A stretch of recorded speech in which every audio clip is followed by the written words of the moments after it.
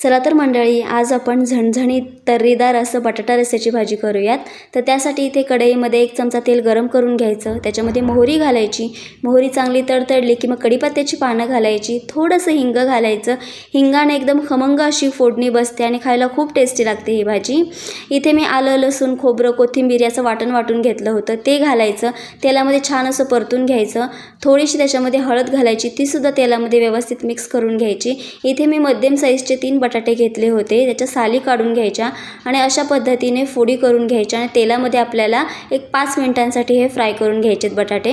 त्यानंतर त्याच्यामध्ये सुके मसाले घालून घ्यायचे, भाजलेल्या शेंगदाण्याचा कूट घालायचा, व्यवस्थित मिक्स करून घ्यायचं। गरम पाणी घालायचं याच्यामध्ये, तुम्हाला कितपत रस्सा हवा आहे त्यानुसार। त्यानंतर याच्यामध्ये चवीपुरतं मीठ घालायचं आणि मीडियम फ्लेमवरती आपल्याला 10 मिनिटांसाठी बटाट्याची भाजी शिजवून घ्यायची आहे। तर तुम्ही ट्राय करा, पुरीसोबत खूप छान लागते। व्हिडिओ आवडल्यास लाईक, शेअर, सबस्क्राईब। थँक्यू।